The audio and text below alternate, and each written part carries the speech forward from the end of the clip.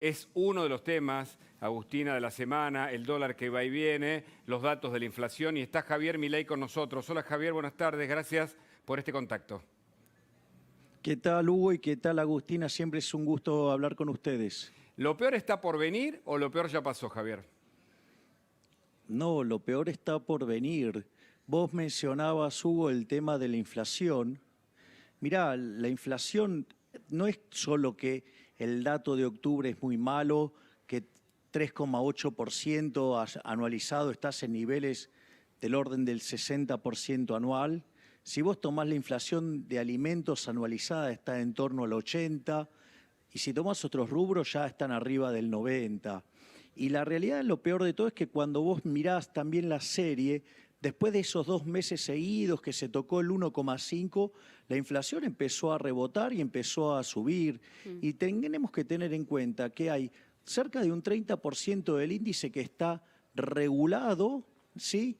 Y hay un 40% que todavía está pisado por temas de la cuarentena, de alguna manera, que seguimos teniendo de alguna u otra manera, con lo cual son números muy malos, muy malos.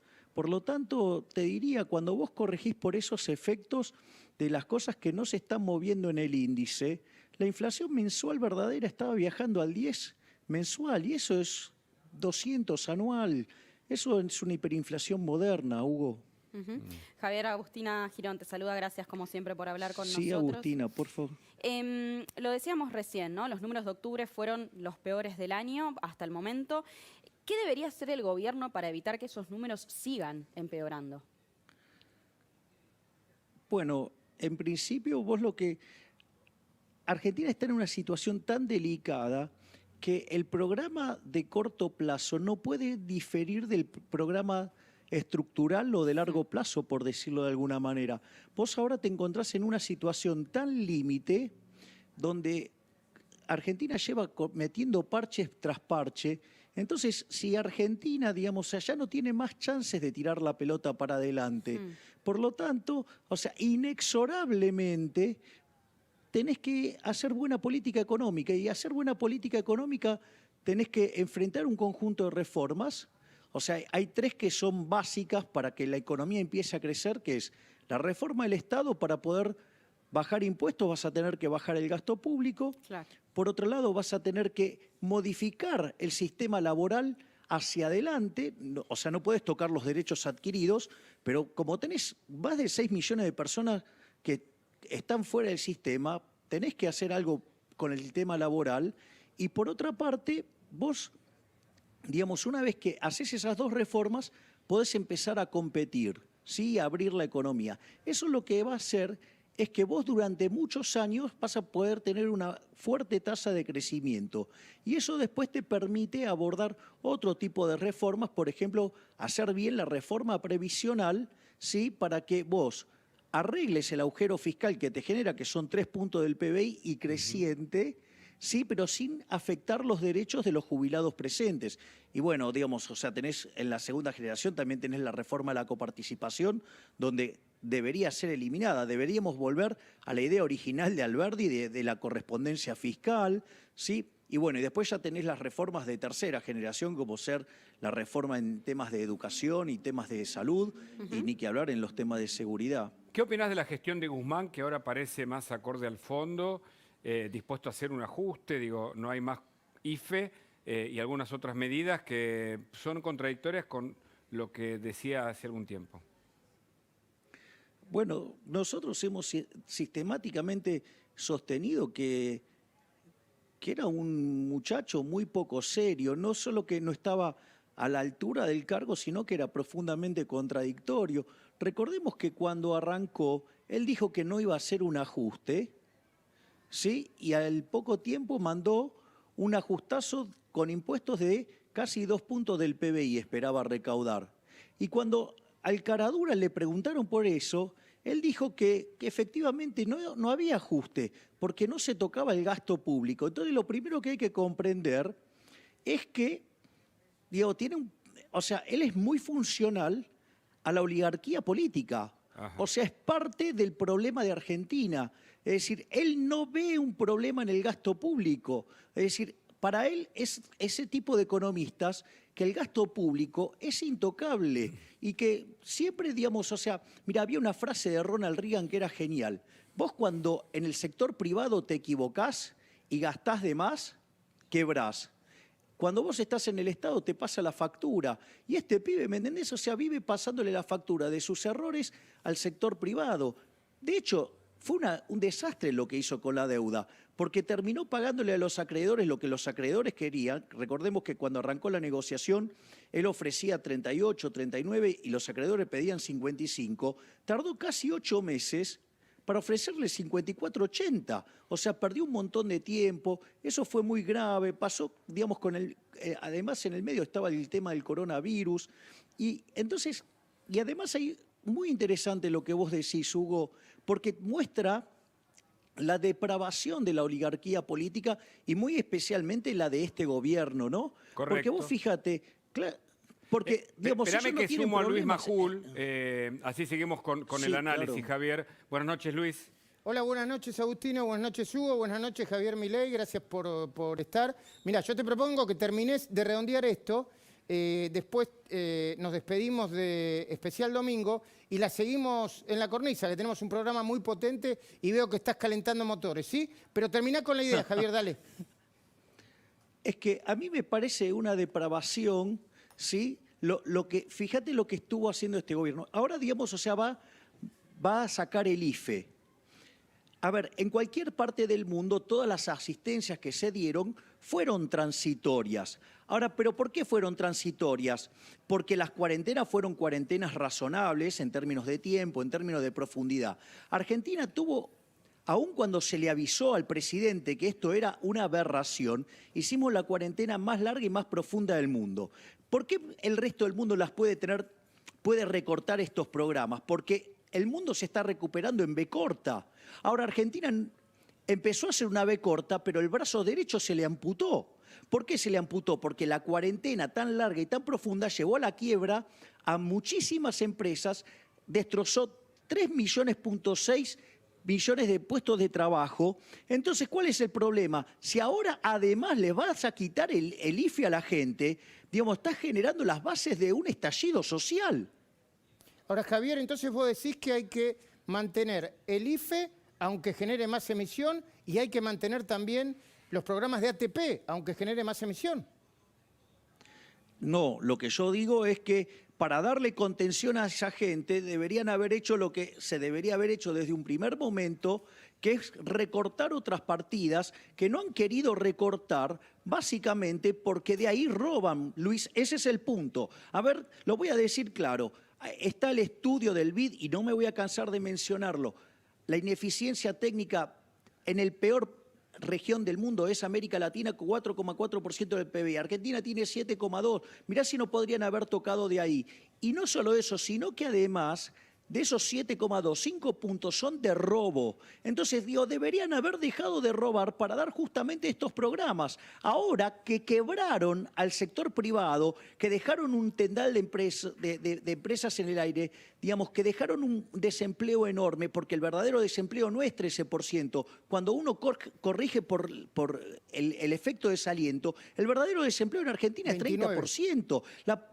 Bueno, por eso, digamos, y va a ser peor, Luis. Entonces, ¿sabes lo que pasa? Es decir, ahora, vos, después de haber generado este desastre, ahora, ¿qué le vas a decir a la gente? Bueno, mire, ahora arréglese porque los números no me dan y ahora tengo miedo que me estalle la situación y ahí se me va a complicar políticamente. Mirá, se le va a complicar políticamente de todas maneras. O sea, si no ponen en caja las cuentas fiscales, van a generar un desborde, digamos, de emisión monetaria que va a terminar explotando y que ya empezó a explotar, ¿sí? Y si no lo hacen, y lo hacen tocando, digamos, las cuentas de la gente, sí, que tiene que ver con las partidas sociales, le va a estallar por otro lado. Ahora o sea, vamos ¿qué a quiere hablar decir de esto? eso, Javier. Ahora yo te quiero preguntar, no quiero dejar pasar, porque la verdad que sos una máquina de tirar datos y está muy bien eso, pero yo no quiero, hoy no te voy a dejar pasar, no, en el buen sentido, ningún dato. Dijiste que por lo menos el 5% del presupuesto es afano, es robo, es choreo. ¿Me das ejemplos? Bueno, por ejemplo, el impuesto inflacionario. Digamos, vos tenés 10 puntos del PBI, más, tenés de demanda de dinero, M1 es 13 puntos el PBI. Con una inflación del 50%, esos son 5 puntos del PBI que te roba la corporación política sin ni siquiera que pase por el Congreso. Y eso no están en los otros, porque los otros están mezclados, por ejemplo, en los sobreprecios de la obra pública, en los subsidios, en las transferencias discrecionales a provincias y de provincias a municipios. Ahí me quiero detener, Javier, ahí me quiero detener. Quedamos en los 5 puntos del presupuesto que es choreo, porque hay mucho tole-tole con el presupuesto y la mano que metieron tanto Cristina, dicen algunos, como más a otros. ¿Me esperás un segundito, por favor? Sí, claro, ¿Y obvio. la seguimos? Agustina Girón. Sí, es un escándalo que hacen. Claro que sí. Agustina Girón, Hugo Machiavelli, un programón hicieron hoy, muy interesante, muy divertido, desde Gracias. Coppola hasta las piruetas que hizo Javier Mozo en el Rosedal, estuvo muy divertido todo. Nos vemos el domingo que viene, ¿sí? Y nos despedimos, y después de la despedida, así arranca la cornisa. Con Milei, ya está Federico Andajasi, ya está María Julia Oliván. Programón tenemos hoy. Quédense. Sigo entrevistando a Javier Milei. Javier, la pregunta entonces que te estoy haciendo es, ¿hay una guita de corrupción en el presupuesto que dibujaron Cristina y otros? Bueno, vos sabés que hay muchas formas que tiene el sistema político para robar. Uno tiene que ver con la obra pública. De hecho, yo sistemáticamente he estado proponiendo hacer un sistema de iniciativa privada a la chilena que justamente lo que hace es evitar el robo. Bueno, es una cosa como que le estés hablando a las paredes. Obviamente que después vos tenés lo que tiene que ver con las transferencias discrecionales de nación a provincia y provincia a municipio. Esto nosotros en algún momento lo explicamos, que en general eso sucede cuando, como vos el presupuesto lo fijás en términos nominales, cuando la inflación excede, eso hace que lo que tiene que transferir el gobierno lo hace discrecionalmente. Entonces, cuando dibuja la inflación para abajo, ¿sí?, lo que está haciendo es comprarse algo así como el látigo para tener a los gobernadores atados. Para mí, el cambio de Ferraresi, para mí, Javier Milei, para mí, yo lo voy a decir en el editorial, el cambio de Ferraresi es un cambio de una mujer honesta que no podía ella misma nombrar a alguien para que le cuide su firma por un intendente que tiene muchas acusaciones sobre corrupción, kirchnerista, con una presentación casi fascista en el último juramento, con niños diciéndole que era el mejor del mundo.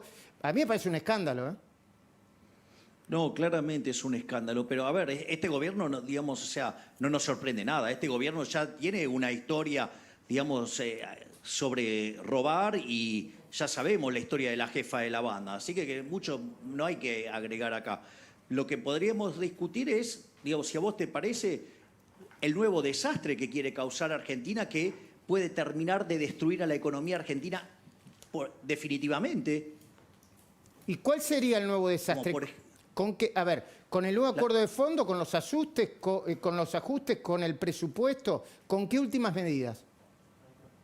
Con lo que tiene que ver con el sistema previsional.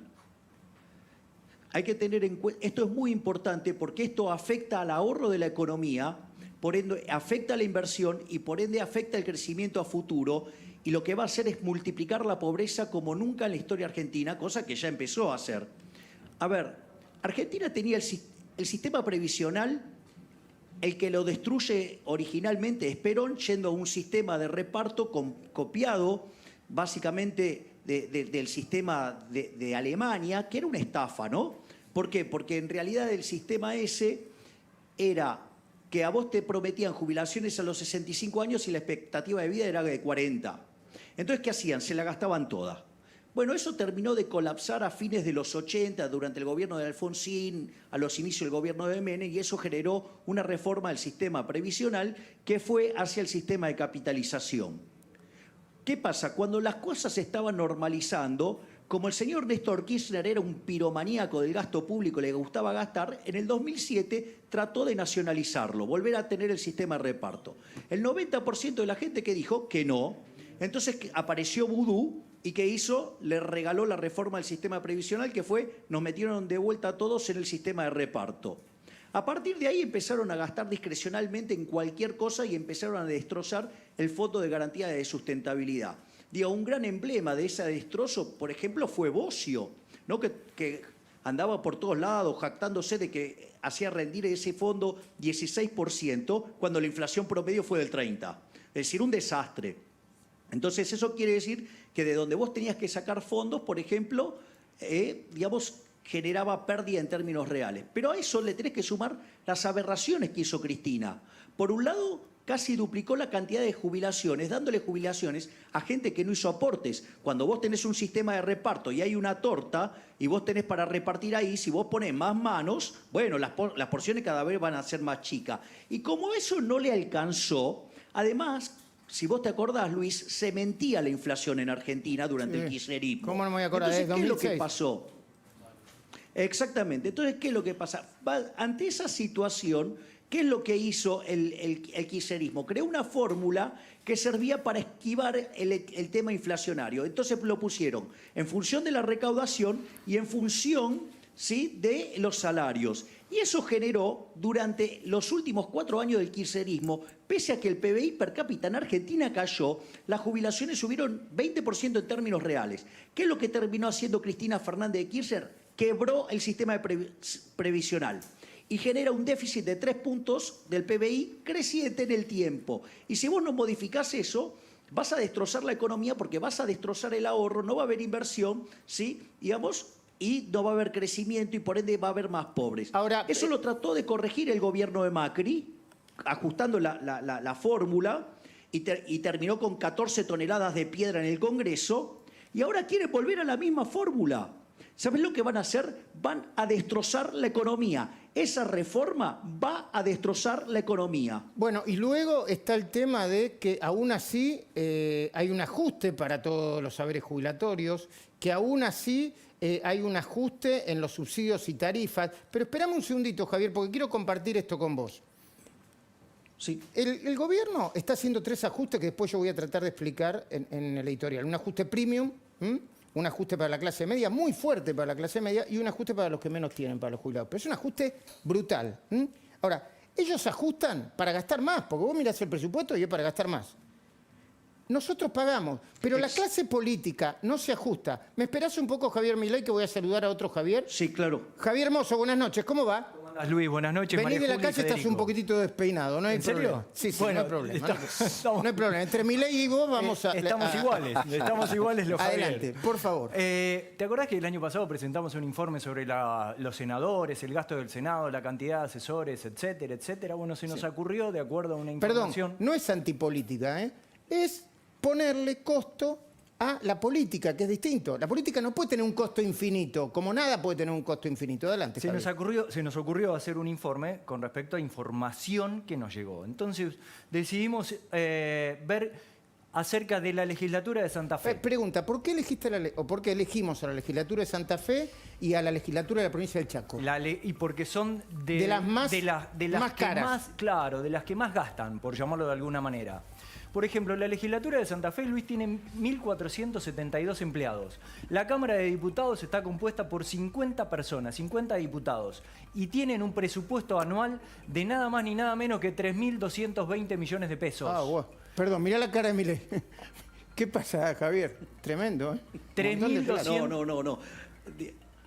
La verdad que, digamos, el despilfarro que es el sector público es una cosa verdaderamente tremenda. O sea, por eso, bueno, fíjense que no es por hacerme autobombo, pero una de las cosas que yo propongo es retomar el concepto de honorabilidad de las legislaturas, ¿no? Que sean ad honorem. Ok. Cosa que yo estoy, digamos, renunciando a mi dieta en caso de llegar a ser diputado mira vos, nacional. mira vos. Bueno, continúa, Javier. El otro Javier, Mozo, dale. Cámara de Senadores, fíjate, 19 miembros. El presupuesto, 2.257 millones de pesos. Presupuesto total, casi 5.500 millones de pesos. A ver, pero los diputados tienen una Cámara de 50 diputados. La Cámara de Senadores tiene una Cámara de Senadores de 19 solamente. Sí, exactamente. Entonces, cada diputado, Cada diputado le cuesta a los santafesinos por mes, 5.368.000. Y Wow. fíjate lo que le cuesta a los santafesinos cada senador. casi 10 millones de pesos por mes. Pero tienen, no sé, un batallón de asesores. 1.472 empleados. Es lo que se conoce el dato, entre permanentes y los que son contratados por año.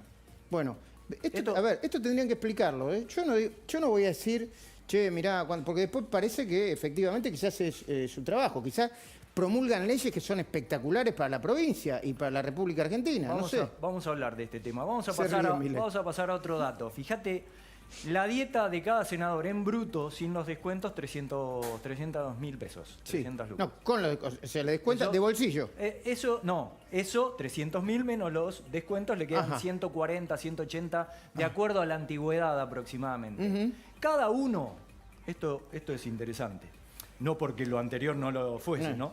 Cada uno recibe 1,5 millones de pesos por mes para gastos de acción social sin rendición de cuentas. Equivalen a 28,5 millones Le dan un palo y medio así porque sí. o 300... Fede, no me diga que no es una ganga bárbara, ¿eh? No, palo y es- medio y no le rendís cuentas a nadie. Es ¿eh? tremendo, pero vos ten en cuenta que los jubilados pasaron de cobrar $300 más o menos, antes de todo esto, A 120. a $120. sí. Quiero decir, se les bajó automáticamente la jubilación. ¿Por qué la política cree que no tiene motivos para bajar Y lo su peor, peso? como me dice María Julia, siempre que te la venden cambiada, te dicen, no sabe, esto es un gobierno nacional y popular que está repartiendo todo, ¿no, María Julia? Dice. No, a mí lo que también me impresiona, que seguramente ahora lo va a contar Javier, es qué hacen los políticos, ¿no? Porque cuando nosotros, por ejemplo, a nivel nacional, los senadores del Frente para Todos, del Frente para la Victoria, fueron hasta el Fondo Monetario Internacional, que también Milei puede hacer algún comentario de esto, a dejar una carta contra el fondo denunciando a Macri, en el momento en el que la misión Ahora. se estaba por ir, pero se tuvo que quedar porque se contagiaron de COVID en la Argentina. Yo digo, muchachos, ¿para qué les estamos pagando? O sea, ¿esto es positivo, es negativo para la macroeconomía de la que hablamos siempre, no? Continúa Javier Mozo, dale. Hablando de lo que decía María Julia, porque esto está todo relacionado. Sí. Fíjate lo que han hecho hasta el momento los senadores y los diputados en la provincia de Santa Fe. Fiesta provincial de la mayonesa de ave No, pero vos agarrás solamente. deben haber artesanal. presentado otra Pará, cosa Luis, también. artesanal. Bueno, No es lo mismo. no seas. Sos malo vos. No, no. Declararon a una localidad en Santa Fe como la Pará, capital en el control se provincial. están riendo, no puedo seguir. Pará, no seamos irrespetuosos, primero. Pero es lo único que presentaron, no, deben haber presentado en otra serio. cosa. Bueno, dale, Bueno, ¿qué más? mirá, fiesta provincial del risotto piamontés. No, basta, me voy. No, Me voy porque están ya, basta, me voy. vení, Que no, siga vení, Javier Luis, Milei, vení, este. vení que hay Pará, risotto, vení. Hay risotto, Pero hay vos tenés algo risotto. contra los Fiesta piamonteses, provincial Luis. del risotto piamontés. Claro, te vas a tirar en Hay contra de la más, comunidad hay más, italiana. Luis. Para que hay más, para que hay más. Mirá. Dale. Fiesta provincial de la hamburguesa. Wow. Ah, bien nacional y popular. Pero no sabemos con qué corte de carne todavía. Esto tiene hay que ver presupuestos con qué asignados, corte de capaz. carne. Bueno, ¿y qué más? A ver, hay un poquito más. La legislatura de la provincia de Santa Fe sanciona, declárese en el artículo 1, la capital provincial del queso a la ciudad de Totoras. Pero espera, y después pero el domingo que viene me trae los proyectos de ley posta. Dale. Porque debe haber más. Y yo supongo que sí. No, bueno, a ver, supongo que Javier Milei, hay un gasto de la... Yo no quiero ser antipolítica, ¿no? Ni antidemocrático, pero hay un gasto de la política que por lo menos tienen que explicar, ¿no, Javier Milei? A ver, Luis, vamos a ponerlo en blanco y negro. Proyectos como ese no solo están en las cámaras provinciales, están en las cámaras de diputados, o sea, de la Las nación. nacionales. Exactamente. Eso, digamos, yo me acuerdo del proyecto del Salame Quintero o de declarar a el cuarteto no sé qué cosa. Digo, eso es una tomada de pelo a la gente. La gente, a veces, digamos, a ver, Luis, estamos camino a 50% de pobres, estamos camino a un desastre tremendo en la economía y esta gente se dedica a hacer eso. O sea, no resignan sus privilegios para hacer esas cosas. Y yo te voy a decir algo, Luis. Estos legisladores que tiene Argentina, yo te digo, regalados son caros. Y es más, si vos le pagaras el sueldo y no fueran, aún así sería mucho mejor, porque después cuando sancionan leyes que hacen tremendo daño. Digo, ahora van a venir con el impuesto a la riqueza, van a causar un daño enorme. Están generando que ya se fueron 1000 empresarios a Uruguay. Entonces, el problema es, ¿quién va a poner el capital para producir? Porque esto es muy fácil. Suponete lo siguiente, Luz, vos tenés una empresa que hace pozos. Si vos tenés una retroexcavadora, sí vos podés pagar salarios altos. ¿Por qué? Porque justamente eso es lo que genera el capital, que vos puedas pagarle a los trabajadores altos salarios. Ahora, si vos combatís el capital y el capital se va, la gente va a tener que hacer los pozos con palas. ¿Y sabés cómo va a ser el sueldo? Va a ser miserable. Bajo, claro. Entonces, si no entendemos eso, ¿me entendés? Nos vamos a seguir empobreciendo. Si ya no da más esta economía. Y Alberto Fernández, con esta cuarentena cavernícola, le terminó de pegar un golpe de gracia. Porque yo lo que digo es, ¿cómo van a reactivar la economía? ¿Cómo vas a poner? Porque vos, para hacer funcionar las máquinas, Tenés ¿sí? que poner, necesitas capital de... tenés que invertir. Claro, pero claro, para ponerlas en marcha y además para hacer funcionar el ciclo de caja, es decir, vos necesitas invertir en capital de trabajo. Y el capital de trabajo te lo comiste en la primera parte de la cuarentena y después, como no la cortaban, se terminaron comiendo los ahorros. Va a ser muy difícil cuando la quieras poner en marcha. ¿Y qué lo van a hacer? ¿Financiarlo con emisión monetaria? Van a generar tanta emisión monetaria que van a generar un desastre inflacionario. Recordá que la cantidad de dinero este año, mira, yo lo voy a poner en dólares para que tengamos ideas de los desastres macroeconómicos que tenemos. El déficit fiscal, sí, medido en dólares, es de 30.000 millones de dólares. El déficit del Banco Central son 10.000 millones de dólares. ¿Con qué querés que lo financia? Con emisión monetaria. Claro que sí. Por otra parte, la gente repudia el dinero. La gente no quiere tener dinero. Pesos. A ver, en lo que va del año... Claro, exactamente, no quiere tener los pesos. Está bueno el punto, gracias Luis. Entraron 11.000 millones de dólares comerciales y las reservas cayeron 10.000 millones. Es decir, las netas. Es decir, que la gente desprecia el peso y encima tenés una caída monstruosa del nivel de actividad. ¿Y qué es lo que querés? ¿Que seguir emitiendo dinero?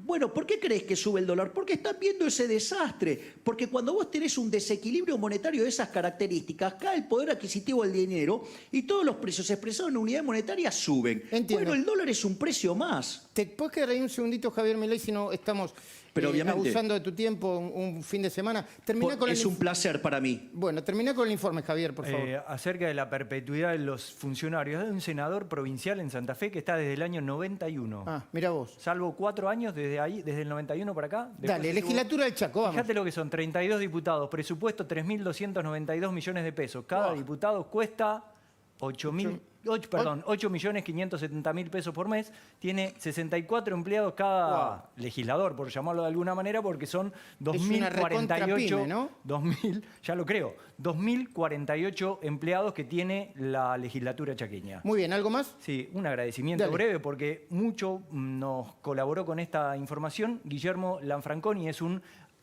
abogado. Perdón. Yo pensé que cuando apareció Guillermo Lanfranconi, digo, pero ese es Capitanich. No, claro, nosotros hicimos un informe hace un par de meses Sí. relacionado con Capitanich y la Sí. inmobiliaria. Bueno, ¿qué es lo que trató la legislatura de Capitanich, la legislatura chaqueña, quiero decir? Que se votó en un viernes, fuera de los días donde se juntan los legisladores, se votó que tiene la potestad de vender cualquier inmueble de la provincia. O sea que sigue la inmobiliaria. Sí, la inmobiliaria. Muy bien, exactamente. nos escribió mientras estábamos haciendo el programa, la verdad que nos está viendo mucha gente, lo agradecemos, un economista del CONICET, Ariel Korenberg, porque está hablando de cuánto vale la corrupción en Argentina, cuánto nos cuesta a los argentinos. Vamos a hablar solamente de eso un minutito con él. Pero Javier, gracias Javier Mozo. De nada. Javier Milei, ahora, el dólar va a volver a subir, dicen, no lo terminaron de agarrar, ¿no? A ver, Luis, esto nosotros lo habíamos explicado justamente en tus distintos programas. A ver, el dólar sigue la tendencia de todos los precios de la economía. Lo que pasa es que como es un activo financiero, pica primero, pero vos lo que tenés que mirar son las cuestiones estructurales. Punto 1, dado este déficit fiscal, ¿vamos a dejar de emitir dinero? No. Dado la historia argentina, ¿los argentinos vamos a querer demandar pesos? No. Es discutible lo que puede pasar en materia de actividad económica, porque no sé, digamos, si viste los números de actividad en el presupuesto. Sí, sí. Son a ver, son un dibujo. Ni Dalí se hubiera animado a tanto. Digamos, Argentina creciendo el 4,5 sostenidamente, cuando en los últimos 10 años la tasa de crecimiento promedio en Argentina es medio punto negativo, y si vos tomás desde el 2012 con el 2020 te da, digamos, básicamente 1,5 puntos negativo. Por lo tanto, o sea, ya tenés dibujada la tasa de crecimiento, tenés dibujada la tasa de inflación, difícilmente sea el 30% cuando vos tenés el dato de octubre de 3,8, que implica que la inflación ya viene viajando al 60, y si tenés el rubro de alimentos ya viene viajando al 80, y bueno, indumentaria viene casi viajando al 100 anualizado. Por lo tanto, digamos, vos tenés un proceso de inflación lanzado también. Bueno, todos esos elementos hacen que el dólar también tenga que subir. Y lo bajaron artificialmente. Si vos te acordás, en tu programa yo dije, esto era como darle a un enfermo de cáncer Una aspirina. una aspirina. Bueno, ¿cuánto duró? Y duró un par de semanas, ya está, se terminó. Y en el medio se patinaron el equivalente a $1.000 millones. O sea que liquidaron bonos por $3.000 millones. Es una locura lo que hicieron. ¿Y qué lograron? Bajarlo un ratito. ¿Y después qué pasó? Volvió a subir. Entonces, todos los desequilibrios que tiene Argentina, ¿sabes qué? Cada vez estamos más cerca del escenario de la hiperinflación. Porque yo te voy a decir algo que muchos economistas no lo están percibiendo. La demanda de dinero en Argentina debería, la transaccional M1, debería estar en orden del 4% del PBI. Hoy es 13%. ¿Sabes cómo se arregla esa discrepancia entre el dinero que hay y el que debería haber? ¿Cómo? Con multiplicación de precios. O sea, los precios se tendrían que por lo menos multiplicar por 3 veces. Javi, eso es 200%. Y ahora vamos a hablar de la inflación, pero dame un segundito nada más porque Sí, antes claro. de hacerte las 2 preguntas finales, quiero hacer participar rápidamente a Ariel Korenberg porque me reenvió un tuit. Uno de los mejores economistas de la Argentina. Ah, mira vos, no sabía que se llevan bien. Porque nos escribió recién y nos gusta que sigan la conversación mientras estamos haciendo el programa. Ariel, buenas noches, buen domingo. ¿Me contás brevemente el costo que vos calculaste de la corrupción argentina, por favor? Sí, hace 2 años, en base a los testimonios de los cuadernos, compilamos la inversión pública y los subsidios a energía y transporte y le aplicamos los sobornos denunciados por los empresarios en el caso Cuadernos. Y en ese sentido, en su momento, en el 2018, a precio de 2018, acumulaba en 11 años 36.000 millones de dólares, unos 3.000 millones de dólares por año, que sería acumulado, porque la cifra que dio Javier, que estuvo muy bien ahí recordando la cifra del BID, es anual. Lo que nosotros calculamos es un 7,5% del producto. Lo que quería señalar, Luis, que ese número no es gratis. Ese número hoy Argentina lo podría tener en términos de ahorro en las reservas del Banco Central, que no tiene nada. La reserva neta del Banco Central, Javier debe tener mejor la cifra, incluso hasta serían negativas. Son 2.000 negativos, Ariel, querido. ¿Cómo estás? ¿Qué haces? Son 2.000 negativas. 2.000 negativas. Si vos comparás esta acumulación de sobornos y coimas sobre obras públicas denunciadas por los empresarios en los cuadernos de Centeno, pero dando testimonio en la justicia, aplicando a la inversión pública, tal como en su momento el secretario de Obras Públicas, José López, denunció en la causa, que abarcaba no solo la obra pública nacional, sino la provincial y municipal, que son más o menos 2/3 del total de la inversión pública en Argentina, más los subsidios de energía y transporte. Eso equivale a más de 30 veces, ya es infinito, porque tenemos reservas netas negativas. ¿Ok? Entonces, el tipo de cambio para la gente hoy sería mucho más bajo. En su momento se podría haber morigerado el aumento de tarifas y otros efectos. Es decir, si se la hubiera corrupción robado tiene menos. efectos. Si se hubiera robado menos, está claro. Ariel, agradecido, perdón el poco tiempo, pero queríamos introducir lo que nos acabaste de escribir y muchas gracias por participar. No, un gusto, un saludo a todos. Bueno, ahora, Saludos, Javier. Javier, ahora, Luis, ¿me dejás hacer una mención adicional? ¿cómo no? Que el impuesto inflacionario también es robo, porque es un impuesto no legislado. Entonces, cuando vos generás inflación, ¿qué es lo que pasa? Se te degrada el poder adquisitivo de la moneda. ¿Y quién se beneficia con eso? El Estado. Político, que es el que gasta primero el dinero, exacto. O sea, y eso, ¿sabes qué? Es muy grave en dos sentidos. Uno es que golpea más fuerte sobre los más pobres. O sea, es el impuesto al pobre, le digo yo, ¿sí? Y por otra parte, cuando la tasa de inflación le pasa el 20%, perdés un 0,58 de crecimiento. Eso corregido en la historia argentina desde que tenemos Banco Central, ¿sabés qué PBI deberíamos tener hoy si no hubiéramos tenido esta locura inflacionaria a lo largo de la historia? ¿Qué PBI? El PBI per cápita de Estados Unidos. O sea, ¿cuánto es por año? ¿Cuál es el...? 67 mil millones de 67 mil dólares per cápita. Por $70.000 por año. Mira vos. Ponele 70 mil dólares per cápita por año. Javier, la última, y agradeciéndote el tiempo. Vos hablaste de tres posibilidades siempre, alguna más fuerte que la otra si esto sigue así. O una devaluación de mercado desordenada y desastrosa, o una altísima inflación, creo que mencionaste hiperinflación, o una especie de default, pero default, ya hay un default de hecho. Bueno, a ver, hay default en varios sentidos. Primero, Argentina ya defaultió y reestructuró la deuda.